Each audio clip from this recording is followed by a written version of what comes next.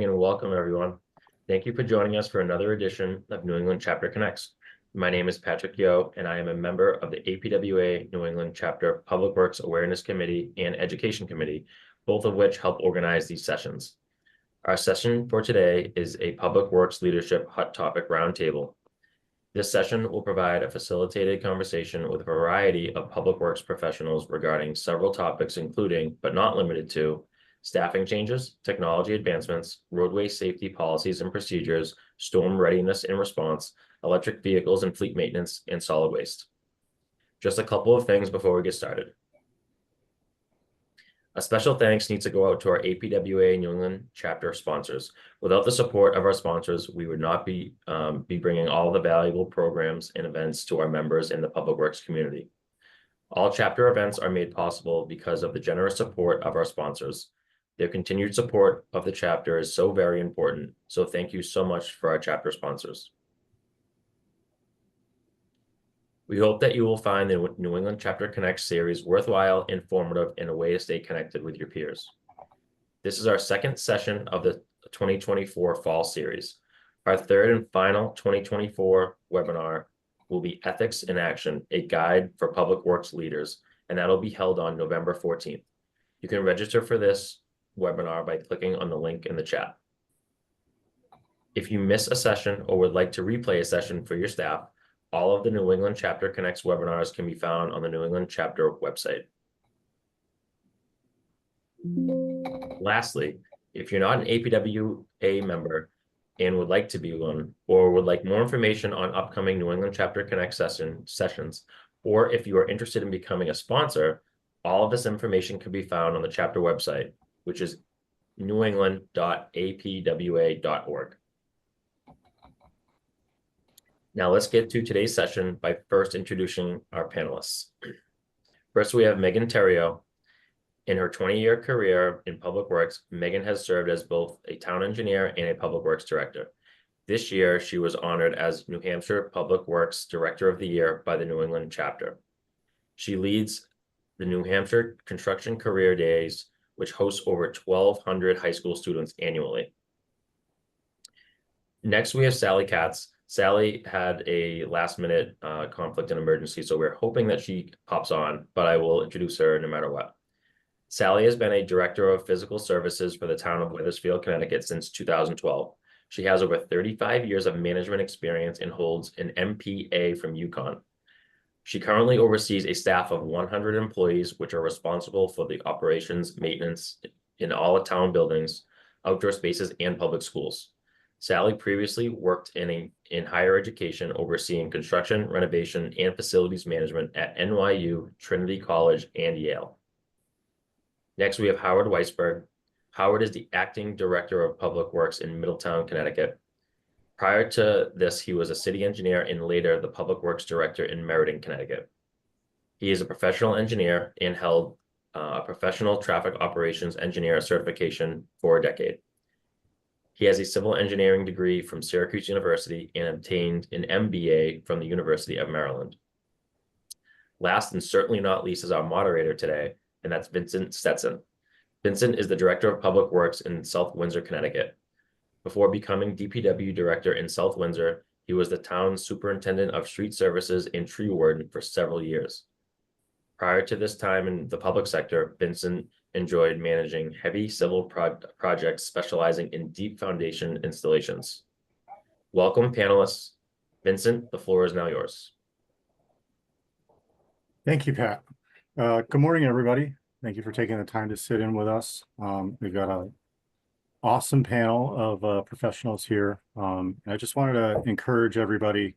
This is a weird format to have an engaging conversation being virtual. But this is an opportunity for anybody to pose questions and just kind of tease out what other towns are doing, because we're all kind of dealing with the same challenges days in and days out. And every community has a little bit of a different flavor to those solutions. So please don't hesitate to raise your hand in the chat box to pose a question so that you guys can get as much as you can out of our short time here this morning. One thing that I imagine everybody is struggling with is attracting talent in this new environment and retaining talent. Um, Howard, how are you managing to retain and attract new employees in today's job market? Uh, there's two different types of talent in public works. You have your professional, and then you have your labor workforce. Um, for the labor workforce, what we found was, we're hiring in Meriden at CDL level and at master mechanic level. It's incredibly difficult to do that. The starting salaries, because we're all tied into steps, become a challenge. What we've done successfully in other places is build entry level positions and career pathing. You have to have robust training to make it work, but it's really difficult to get mid level career people to come into public sector as it is in a lot of other places. So in the trades, we find it very hard to attract mid level people. Um, we just can't compete. So we are trying to look at career pathing and bringing in entry level and building training. On the other end, on the professional level, one of the challenges with municipalities is I have an engineer. Another town has an engineer. There's really not a good. You're not working. You don't have a big peer group that you would if you work for another engineering firm. So one of the things, and Sally Katz and I had talked about this, was trying to make more peer group type activities, such as this. You really have to sell the fact that there are networks of other towns, and I encourage my engineers to work with other towns and figure out best practices between them. Meriden and Middletown are working really well together. I think when you start to try and attract new top talent, you have to look at peer networks and the ability to create peer networks so that you can offer them something that isn't readily available. So otherwise, we're just competing on salary, and we're typically going to lose. Megan, is there anything your organization has been doing to kind of attract and make yours a little bit more unique compared to other towns? Um, I mean, I feel like, obviously the wages are a big thing, and we were able to make a big change a couple of years ago that I feel like helped us in this area. We were able to do that actually both out of contract and then in contract. So that helped. I feel like honestly we simply work really hard to keep a positive atmosphere and show appreciation for the staff. And I find that the staff tells their friends, and their friends will apply. You know what I mean? We have so I feel like our own staff is able to like go out and kind of bring people in to us, which has been helpful. Our seasonals have come back. Like we work hard when we get our seasonals, and we've had some great seasonals that we're trying to turn into full-time employees. And that has worked for us as well. So, we've been very fortunate in that sense. The other thing is we simply try and explain all the benefits. A lot of the small benefits add up, and people, are impressed by those little things that they don't have where they are now. So, as Howard said, you can't compete salary wise, really, from private sector to public sector. But it's the stability, it's the set schedule in the summer. If you think of construction, our set schedule in the summer is different than, the construction companies. We have more of a stable work week. And it's kind of almost like a quality of life thing. So, it's like, you want to be able to enjoy your summers and your weekends. And, you can when you have it's the flip side. The winters is when we kind of unfortunately own everybody, right? You can't go anywhere. But people, I think, like the idea of being able to enjoy their life, their kids, their family, their weekends. And so I find that that's often a point of conversation in interviews with people. And one of the reasons people are coming to interview with us in the first place is they want kind of that change, more family time, things like that. Thank you. Yeah, we found, we've been pretty fortunate here in South Windsor that it's a relatively fun place to work, and we've tapped into a couple other local unions where their friends hear about what a good organization this is to be working in, and they end up applying and going through the process.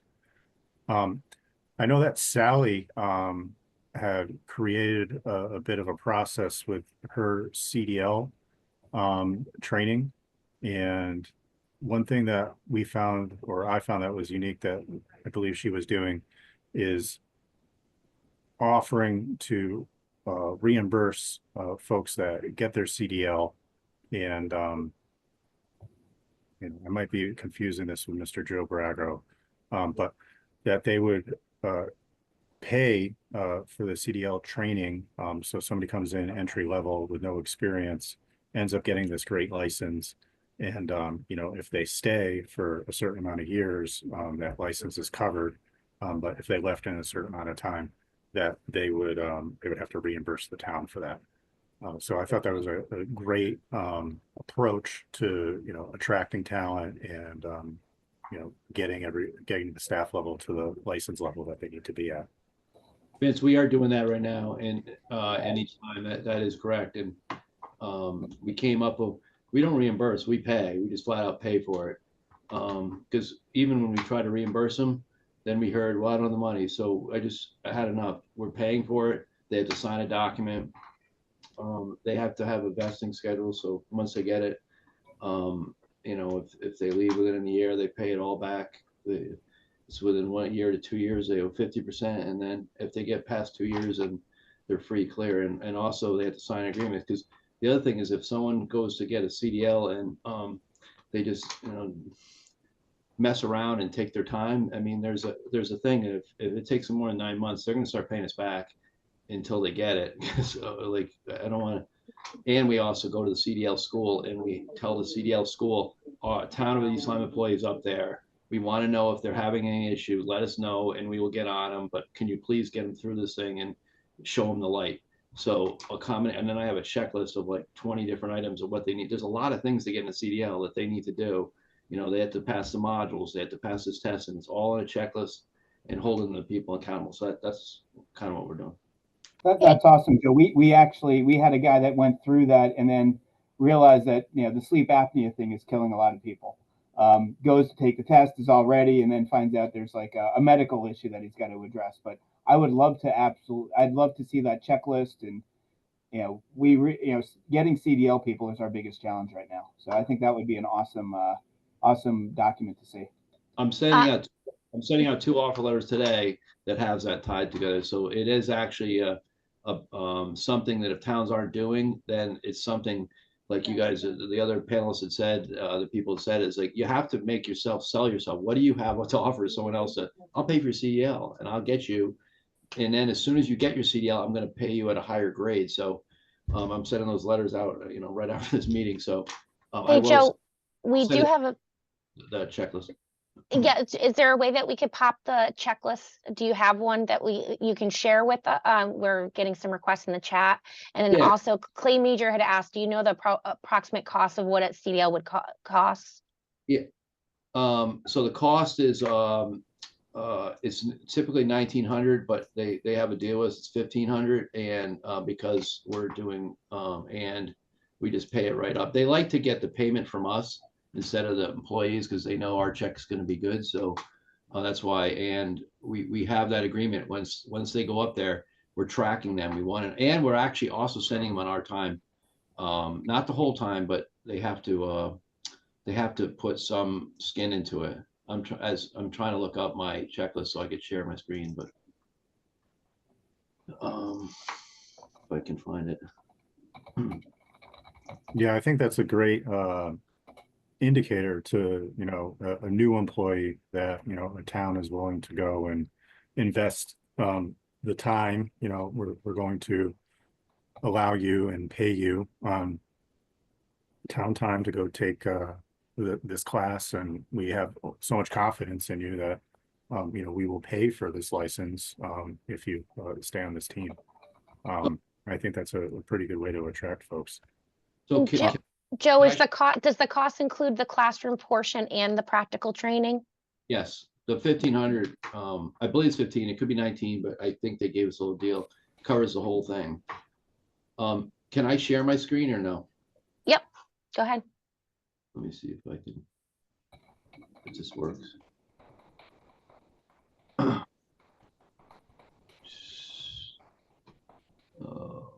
make sure I'm sharing the right thing. Oh, it's right here. Is my screen being shared?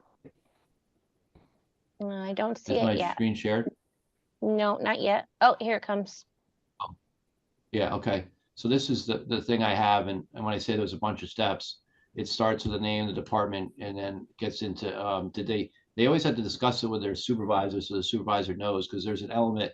We also pay a premium when they get A licenses. So we need to know, what are they looking to have we put the onus on them to get their medical card, and also, so I make them get their permit, and then we start to take over. So they have to get their medical card. Was their medical card uploaded? Yes or no? What's the date? Did they get the study packet for the permit test? Did they schedule the test? Did they obtain their permit? Are they registered in the clearinghouse? Then they get the clearinghouse data.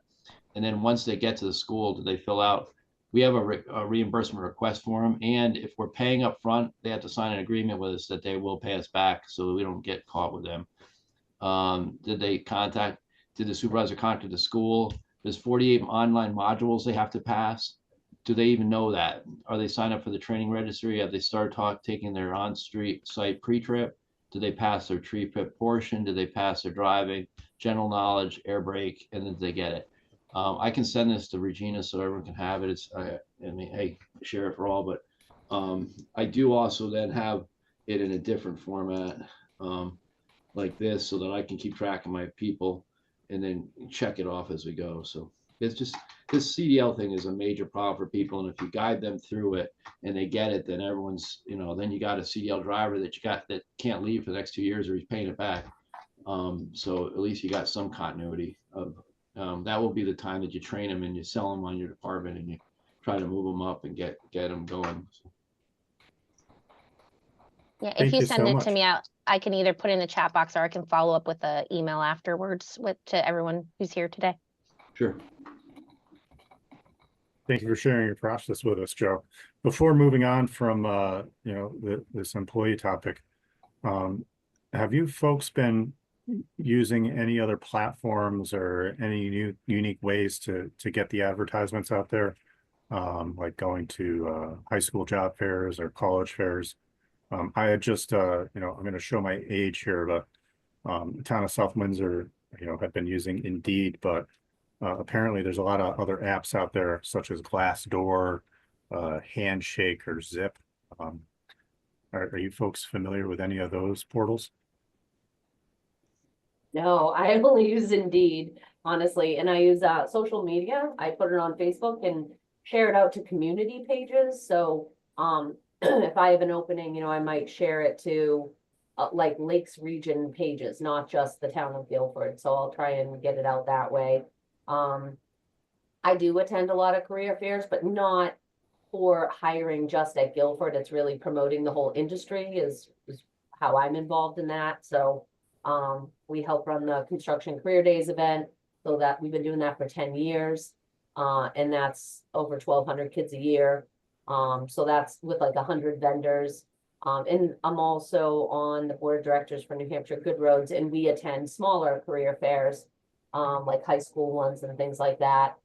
We're going to another one coming up soon, being run by Bring Back the Trades, and actually Mike Rowe's going to be there. So looking forward to that one. But Cool. yeah, so yeah, I do a lot of that stuff, but I'm not there necessarily saying like, I have this opening, I'm just kind of there promoting, construction and what it has to offer and all that kind of stuff. So. Thank you, Yeah. Megan. I think that, I'm sorry, go ahead. Does anyone incentivize their employees to, like, if you pay, like, if an employee refers someone, then you pay them. If they stay for a year, you maybe pay them $500, $1,000. Does anyone? I'm almost thinking of doing that, because the best employees are the ones that your people know to get them in there. Does anyone use that? I don't, but I should, because that's where I've gotten several people. So yeah, that's a great idea. And I probably should do that, because several of my guys have been great at helping bring people in. I'm thinking of doing that in the union contract, because you can't do anything and pay them anything without it being normalized. And we're about to completely blow up our contract and redo it. So I thought that would be a nice little benefit, that And it'd be much, I mean, hey, I don't know about your guys' Indeed bills, but my Indeed bills are getting up there because I'm always constantly looking, and I'd rather have my employees find someone that they already know, that they already done the background, that, hey, this is a good person, good worker, why don't you hire them? And oh, by the way, I get $1,000 for it, if they stay a year. If they stay through their probation. So I was thinking something else thinking of doing. So sorry, Howard. No, that's okay. I think that in pipelines really just make the most sense. I mean, you really have to find a trusted source, you know, a school or a trade high school or something. But the problem we have is, you know, it's silly for me to go to a trade event with one position. We almost, and Sally and I have talked about this, and Joe and I, when you go, you know, we have, you know, there are 7 positions open in these 4 different towns, or, you know, we have, you know, DOT can go to a place with, you know, 15 different positions open. As towns, we're fighting each other. And we don't have a lot of leverage. So I think we almost have to, I almost think we have to recruit as a group, and really find the best fits, because there may be an employee that's better for Joe than me, but it'd be great for us to interview them kind of cohesively. I almost think we almost have to start looking at individual departments as a larger entity, and share staffing that way, because individually it's Connecticut. We, you know, 169 towns fighting for, you know, fighting for staff, fighting for funding and everything. And I think we lose to DOT when we do that. Joe, that was a wonderful idea. You know, employee recruitment stipend. I'm going to have to bring that back to the team here. Before moving away, I just to share with the group, I have done some research about these other apps, and what I found interesting about Glassdoor is that it has a portion of it where either current employees or past employees can go and rate the employer. So it was pretty eye-opening to go on there and, you know, kind of see what the reviews are. It's on a 5-star rating system. So I encourage you guys to go out there and Google up Glassdoor, put your town name in there, and you might be surprised to see what you find. Another issue that's been kind of near and dear to my heart, and I'm going to just pause here. Is there any topic any of the audience would like us to shift to before I move to solid waste? Going once. Vincent. Yes. Hey, real quick, that Glassdoor thing that you just mentioned, is that something that you have to then provide access to your staff? How do you go about getting into that? So the way from the outside looking in, Glassdoor is they want to collect information. So when I wanted to access some information in there, I had to give some information about my time here at South Windsor, and they asked for quite a bit. I kind of cut it short when they started asking for, you know, the financials and whatnot. But if you put your credentials in there and you say, you know, I worked at South Windsor for 3 years as a mechanic, it allows you to put in a review. And vice versa, if you're currently working there, you put your information in, you can review, you know, what the pros and cons are of that employer. And thank you, Lisa, for putting that up on the chat for us. Thanks, Vincent. And we did drop the Excel spreadsheet, the CDL steps that Joe just mentioned, that's in the chat as well. Clay just posed a good question on the chat box here. Does anybody conduct exit interviews? And this is for the audience as well as the panel. We do. They're not terribly effective. Most of the time it's retirement, or it's just a slam session. You do try to get as much information out. You know, a lot of people don't want to burn bridges. A lot of people just want to get out. So it is tough to get a legitimate assessment in some of the exit interviews, though. I don't do that, but my town administrator, I believe, offers that, so they kind of can interview outside of the department with an exit interview. So I believe he offers that to everybody.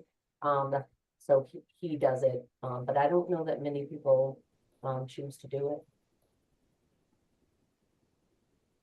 it. We kind of informally do it, but it's, you know, it's a shame when you get the exit interview because you're losing the person. It's like, it's just critical to constantly be looking at your staff and finding where people are not being paid well and trying to address it before they come to you. Because as soon as they bring it up, their foot's halfway out the door. It's always better to promote an employee, pay for, I just had a meeting right before this where we're trying to elevate 3 employees before they even know about it. If you can do that, you have huge goodwill. If you update, if you have any means to increase people's salary for retention before they ask, because if they ask, you're kind of, as I said, their foot's halfway out the door. Just a comment. That's very true. And Allie, from the audience had said that when she was working in a previous municipality, she had requested an extra interview because she wanted to identify that, hoping that they would fix the issues or the reason why she left. Not sure if it worked, but she requested one as she was leaving. One of the things I do is when we do the annual reviews with everybody, in the past, they used to just give them a copy of the regular review and make the guys fill it out. And of course, they just, you know, write whatever, 5, 5, 5, 5, 5, you know, down the whole thing. So I changed that and I have a shorter one that's just really 5 questions. And it says, you know, what are the accomplishments that you're proud of? How is your communication with your supervisor and the team? Do you feel like there are skills that you have that we're not utilizing? Do you see any room for improvement in the department? So it's kind of like bigger picture questions to keep that conversation going with everybody. So, you know, every month you have a few people, you know, you're doing reviews for. So you're kind of constantly getting that feedback on, are there areas that the staff see for improvement? You know, so we're trying to work on those things. And I think it has helped. We have a very good open door policy with, you know, the supervisors where, you know, I feel very proud that we don't ever have grievances. You know what I mean? Like they come to us and they let us know if there's an issue and we work through it quickly. And I feel like they know we're advocating for them as best we can, you know, so I think that helps because you're right. When you find out about the problems when they're leaving, that's, you know, you want to know during the issue so you can deal with it. And that's kind of like what I tell everybody is I know they don't like to bring up a negative issue, but I always say, if I don't know about the problem, I can't help to resolve it. So I try and encourage them to just let us know if there's issues going on. Megan, it sounds like you have a great group there. You mentioned that you do performance reviews. Is that with frontline staff as well as management? Yeah, everyone, the whole department is reviewed annually merit-wise. So, you know, I've been on both sides. I've been in a town where, actually in the town I was in before for 15 years, we did it both ways. There was a time when the staff wanted just each year you get a step and that's it. But then when they implemented that, the staff who worked really hard, you know, didn't like that because it didn't matter how hard you worked, everyone got the same step. So we went back to merit raise. Here, we've always been on merit raise. And I really like that. It allows us to really push the people up who deserve to be pushed up, who are giving more effort, putting in, you know, going above and beyond. So I feel like that has definitely helped kind of separate people a little bit and reward the people who deserve to be rewarded for not just coming and doing the basic, but the ones who make the effort to cross-train on equipment, you know, think outside the box and make field decisions, you know what I mean? And that kind of stuff, so. That's Megan, great. Really quick, Megan, Clay commented that he really loved those questions, but he was wondering, do you think it would help more to do it more than just often than just yearly? Yeah, I mean, it certainly would for sure. You know, to do it more regularly. Like I said, it's not everyone's reviews are throughout the whole year. So every month I have like 3 people, you know, coming in. But again, I have a very open door. Like people come to me all the time. So like, you know, I am dealing, there's a few people who've come recently about a couple things and they just walk in and they talk to me. So, if we didn't have, I guess if I didn't feel like we had an open door like that, then I'd encourage more sit downs and check-ins. But we're very fortunate. Our supervisory level staff who oversee you know, the laborers and the truck drivers and that kind of level, they're really good with their communication. And then, you know, the guys know that they can come up here as well and talk to me. And, you know, I try and meet them out in the field, you know, and stop in on the job. So like, that's the thing. Like, so I'll go out and, you know, talk to them and ask, how are things going? Oh, what have you know what I mean? So I need to, you know, get out of this office and go out there and see them on the jobs, what they're doing. And that's when I have the one-on-one conversations with them. So I feel like that's probably where I get the, you know, great feedback too, is when I just stop in and ask how things are going. You know, people are pretty open and give me that feedback regularly. So. Yeah, Megan, I agree that the hop in their truck and drive with them for 15 minutes Yep. tends to give me so much more than a formal interview, especially with the field guys, where the office environment's intimidating. And Yes. being in their arena, we learn so much more about everything in 15 minutes than I would in essentially 48 hours of performance evaluations. Megan, does their union contract allow for merit raises, or do you have another way around that? Yeah, no, I believe it's in the union contract that the actual annual form that we use is part of their union contract. So the big form where we rate them. And it's quite cumbersome, to be honest. It's like 12 categories and 10 questions in every category. So it's a very cumbersome review process, but you know, you kind of rate them on all the different areas. You're focusing on, you know, their accomplishments, where they need to work on things, and yeah, and then you give an overall merit raise. So Now, I'm curious, does the whole union, does everybody get a baseline COLA? Or is No. there the potential for an employee not to get a raise at all? that never, I mean, for me, that never happens. If someone's not getting a raise at all, a zero, there's a lot of problems, and it shouldn't be at an annual review that you're figuring that out. You know what I Right. mean? So that would have already been dealt with month after month. You'd be writing someone up, you'd be dealing with that. And then, yes, you know, I definitely have had people, a 2 is you're meeting expectations. So you know, most of my people are going to be 2 or above. Once in a while, you have someone below a 2, and that's someone that there's multiple write-ups for, you know, and we're working with that person. Because again, our job is to encourage and help them to be successful. But you have to deal with those problems, and we do, and it is reflected in their review if there's problems. So, yeah. It sounds like a phenomenal process. Again, I think you must have a great group of folks that to make that work. Robbie had a question. Do you leverage in open positions or within job descriptions to allow employees who earn additional licenses to be promoted? Absolutely. So, everyone is always offered a job, the opportunity to move up within the department, usually before I even go out to public.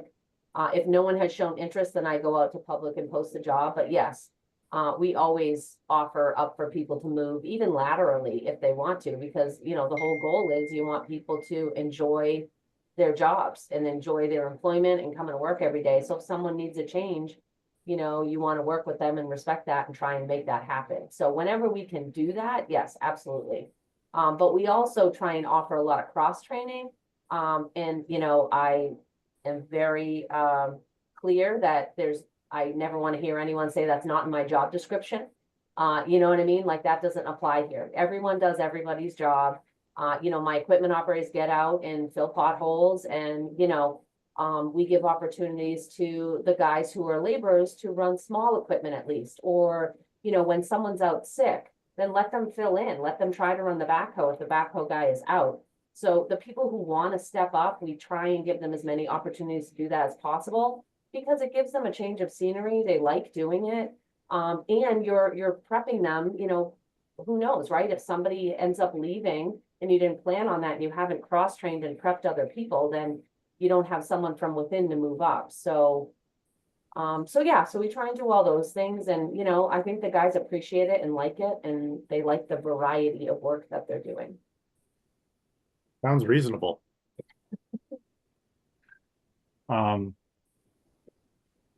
So I guess shifting topics here. One thing that is coming up on the Connecticut horizon, and I'm sure in other communities in New England, is mandates from the political spectrum to divert organics from the waste stream. Have Howard or Megan, have you guys dipped your toe into trying to remove food from the municipal waste stream? Megan, you can go first if you want. So we have not gotten into that yet. I absolutely want to. But we have made some significant changes at solid waste every year.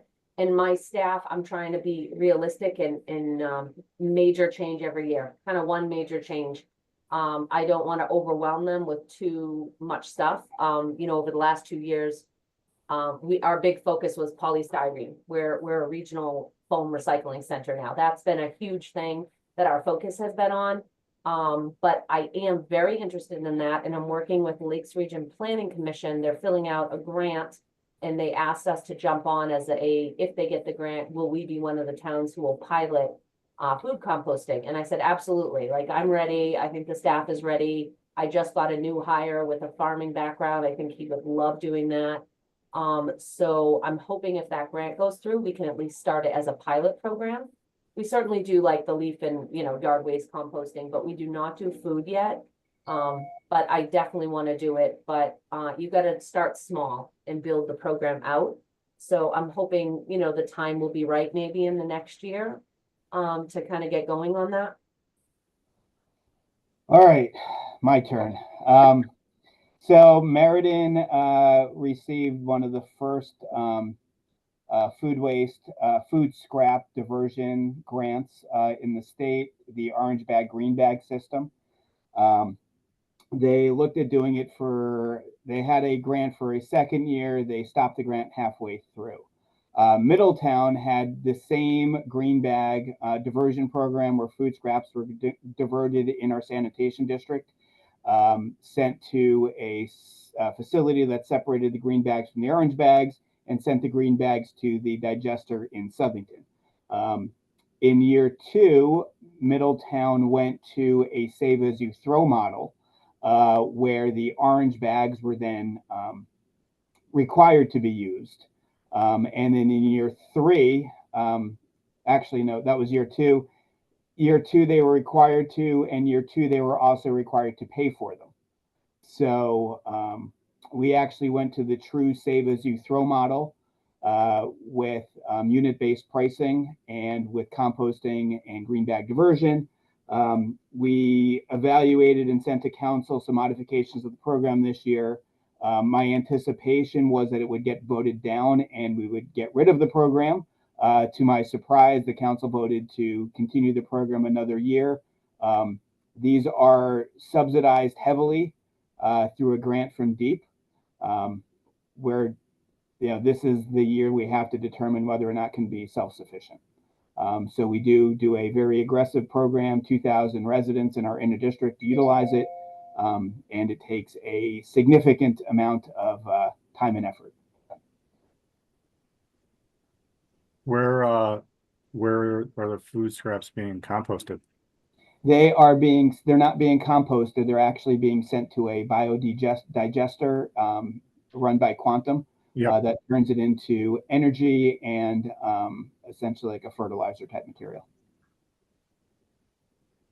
Vincent, can I say, so anytime, I'm the president of the SCARA, the Southeastern Connecticut Regional Resource Recovery Authority. And we actually have a meeting today, but we are actually trying to move forward with building our own food composting, regional food composting facility. So stay tuned.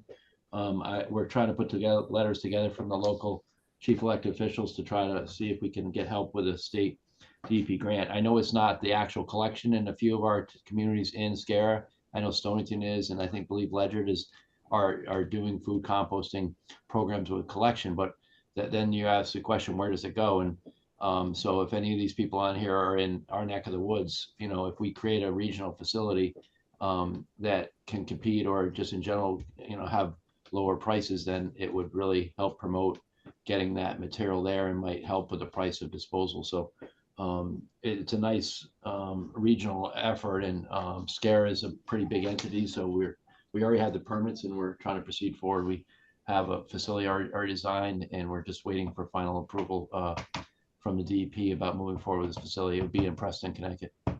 Joe, are you looking at an aerated static pile or a digester? No, aerated, so it's outdoors. I've been to Quantum before. It's not going to be like the buildings and like that. This is going to be a outside aerated bins. Working with what is it? Wood ground mulch, and then the aeration, all the process, and the heat that it comes to, it burns everything off. And we've already done a test pilot of this in Stonington of what it found out a business model of what the compost comes out, what we can sell it for. It's a big effort, and Scare is trying to take it on, and it's something that's, as they say, stay tuned. We're hoping to get it built in the next year or two. That would give an option for communities to do it, and it makes a lot more sense. And Eastham High School is already also starting to go forward with a food composting program, and working with lining up like a Blue Earth, Black Earth, one of these. So we're trying to do stuff down on the coast here. The biggest challenge is actually at the source, getting the residents to separate food scraps. Correct. And that's always the challenge. The orange bag, green bag was done because it's, everything goes into the same can and is collected at the same time, and then somebody else worries about separating it. I know other towns have looked at separate containers. I'd be interested to hear what everybody thinks as a viable strategy for actually getting the residents and the users to actually do that separation, because without that first step, none of this happens. They are doing it in Stonington and a few other towns, that very thing, and they seem to be having some luck, but I can't really speak for them, so I'd like to find out a little more how they're making it successful. But they're still antiquated. Their garbage collection still is not an automated truck, so people actually get out of it and pick it up. So it makes it easier if residents, leave it out at the street in a certain color bag, then the person getting out of the truck can put it in a special portion of the truck. But that's kind of antiquated because most everything's going automated collection, which would make it a lot harder to do that. Yeah, we have to use AI and on the ground enforcement to ensure collection. We're using AI on our recycling truck now, and then we send, as soon as we pick up, if it takes a picture of something, and if it's contaminated material, the AI knows where it is and sends a postcard to the resident and say, with a picture of their can that says, you're contaminating, this is a picture of it, and please don't do it. And we're keeping track of those, and we're doing a lot of things down here that kind of tries to work on that stuff. Oh, that sounds really interesting. So we'll pick up like a greasy pizza box or a dirty styrofoam, or? Well, we have a list of contaminants that we're looking for. At first, it was looking for bags, because when the bags, it seems like kind of not a big deal, but when the bags go to the recycling facility, it jams up the equipment. Right. So bags, and then we start identifying styrofoam, metal, things AI can pick up. I don't know if it's got to the level of a pizza box and some of that, but it's pretty cool. I'll send it also to Regina. There was actually a news thing on like Channel 8 or something like that. I'll try to send the link, but it was on about 9 months ago on Channel 8 News out of Hartford. I have it. I'll pop it in the link because we did it we highlighted it in our newsletter last month, I believe. So now there's an app. So the problem with that is it dumps the garbage in and then takes a picture. But our guys see that in a recycling can, they see the metal sticking out, they see the styrofoam. So why are they going to dump it in? So now we're working on it. We have an app that our driver is going to have that they need to pull over, get safe, and then take the picture and write into the app. They will not pick it up, and they will send the postcard based on the app. So we will just not pick it up, because the disconnect right now is we're picking it up, putting it in a bin, sending it to the recycling thing, and then sending a postcard saying you shouldn't have done that. So we have an app that Scare is paying for. It's not cheap, but that will help us, like with the frontline people, to it takes the whole element of administration back to the office. We don't have to do anything. The garbage truck driver can just deal with it, and it's pretty cool. And we're also trying to meld that with garbage too, because I mean it's unbelievable what people put in there. I mean, the best one was when they put a lawnmower in the recycling can. Like, that's my ultimate winner. Like a lawnmower sticking out of the recycling can. Are you kidding? So it's amazing what people are doing. So this education is kind of the word on town is they're watching. So that's good. That makes them think twice about putting that thing they shouldn't put in that can and shutting the lid. Are they, is, other than getting a postcard, or is there fines if they get, like, is there someone keeping track of like a certain house if they're like repeat offenders? Yeah, we're getting to, not formally, but we're getting to the point where we just don't pick you up. Like, so, and I get this, like, a lot of times people are like, they're, I'm a taxpayer, you're picking up. No, we're not. You have to do it the way we say it, or else we're not picking it up. So that's kind of a little give or take, but SCARA pays, the Southeastern Connecticut Regional Authority pays for all the recycling costs of all the towns in this area. So SCARA should actually weigh in on how we recycle, because they're paying for it. So if one rogue, chief elected official says, SCARA, you can't do that, you're going to pick it up. I'm like, well, then we're not paying for your recycling. So it's an interesting how this path is going. We have a very detailed enforcement policy.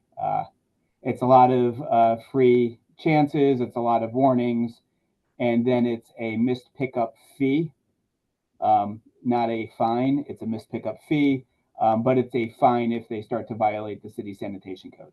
So it's somewhat fluid. We're still developing it, but enforcement's definitely a challenge with any of these composting programs. You're fining me for not picking up my trash? I think we're all gonna find that it's a rather societal thing. I know that in Glastonbury, they have a pilot program, and they gave away about 1,000 countertop compost holders, and it is a very robust, and the residents are very engaged in the program. And until you kind of generate that grassroots interest with the community, we're going to have AI to separate the trash out. Megan, I was curious if you could talk a little bit more about your polystyrene recycling. We looked at that here in South Windsor. I don't believe that we have enough of the material coming in to justify it, but what does that program look like? So yeah, we started about 2 years ago, and I ended up getting over 100,000 in grants to purchase the densifier. The densifier is made by Foam Cycle. It was about $80,000 to buy a external separate container that has the densifier in it, plus 2 containers to store loose foam and densified foam. The plan for me was that I was going to become a regional location where right now we have about 20 towns that bring us their foam, and we densify it and then we sell it. And we make about $700 a ton on that. So we're able to keep up with the 20 towns. We process 1 day a week on Wednesdays with 2 guys for about 4 to 6 hours, I'd say. Depends how many bags we have. So it has worked really well. Again, it's hard, we had nothing to compare to when we did it. We're kind of the guinea pigs doing this, but I am keeping up with the staffing on it. I haven't needed any additional people. And what I tell towns is the benefit for you as a town to participate in a regional program like that, or yourselves, is you're going to save on your hauling costs.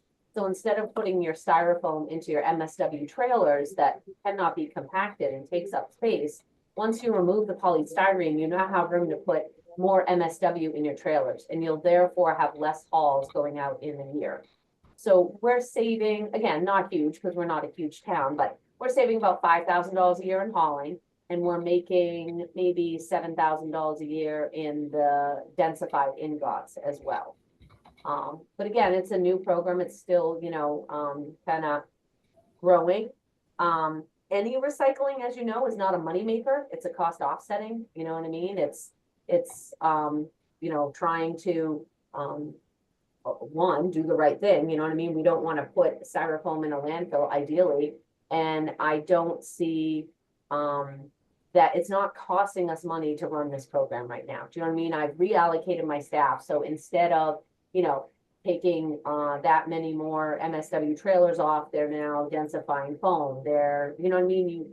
You just reallocate your staff. I have not needed additional people to run this. Once in a while, we get volunteers to come because people are excited about the program, so they'll come and help out on a Wednesday and load the densifier. It's very easy to run. I mean, the bags are super light. You just load the top with foam and it chops it up, and there's a heating element and it melts it, which takes the air out, and then it spits it out in a 2-inch rope, and someone kneels down and presses that rope into a box, and the box becomes a densified plastic ingot, they call it, and that's what you sell. Yeah, that is fascinating. Do you have to deal with much, say, contaminated styrofoam? I honestly, not at all. I mean, truthfully, my feeling is any contamination needs a high level of residential education, right? You've got any contamination problems you have, the more education you do, the more that will improve. And, when I was doing single stream in Goffstown, we had huge outreach efforts, and we really, tried to, get that all under control. Here we have source separated recycling, but I have a system of flyers that I create for recycling, for the foam program individually, for the trash, and they're very easy to read, colorful flyers, where it says, this is what we want, this is what we don't want. And then there's more information on the back. So we have like a system of flyers that we've made that I think work really well for people. And truthfully, the people who are making the effort to, do the foam recycling, like from the other towns, so the towns I'm collecting from, the people who show up and want to recycle their foam, they want to do the right thing. So they want the flyer, they want to know what to put in it. So I don't have a lot of contamination. If anything, there's a little bit of wishful recycling in like the thin layer of foam that goes across a TV when you buy a new TV, right? That's something that's quote contamination. So I don't get a lot of it, but I see that once in a while. A pipe insulation that's bendable, any foam that's bendable, we don't want. So I see that once in a while. But really not much, my guys don't go through a lot of contamination in the bags when they're going through. So, but that to me is the education that we put out, and the education the towns are doing as well for me. The stuff I'm getting from other towns looks really good as well. That is phenomenal. Sounds like a pet project coming down the road here.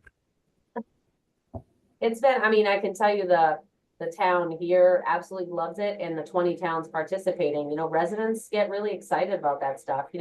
A lot of your residents want to do the right thing. They like having the options of recycling. I mean, for me, 20 years in the industry, how long have you looked at that number 6 on the back of styrofoam and not been able to do anything about it? Like, that's so frustrating to me. And so when I finally found an opportunity that I could do something, I was super excited about it. And I was like, sign me up, So I was able to get 2 grants, one pretty quickly, but the other one took over a year, and I needed the planning commission's assistance because it was a federal grant and it was just way more work. But we got it all. So the unit didn't cost the town of Guilford any money to purchase the unit. So that was really good. But yeah, it's a great, I love the program, and, but we're a guinea pig. And so we're learning as we go, That is really neat. Thank you, Megan. Can I hand it off now to Regina for some closing remarks? Well, lastly, is there any last questions while we have the panel here? And if you could just look at that chat box while I put this up, that would be wonderful. All right, so we want to thank everyone for coming today. We do have, is this in presenter mode? Is it looking okay, Vincent? Yes. Okay, perfect. So if anyone could just take a moment right now to scan QR code, we'll put a link in the chat box in a second. And just give us our feedback about today and any future Chapter Connects webinars. We are actually in the process of putting together our schedule for next year. So what you would like to see next year, we want to hear about it. So please take a few moments to just answer, fill out that survey. We would really appreciate it. And also don't forget to register for next month's Chapter Connects. Hold on, I'm trying to get the link in the box. It will be,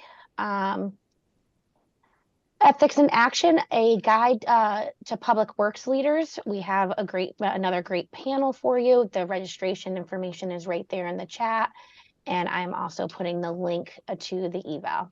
Learn that. I wanted to say thank you to the panel. Thank you, Vincent, for putting this together, and Patrick as well. And hope to see all of you in November. Thank you, everybody, for joining us. Thank you. Thanks, Bye. Bye.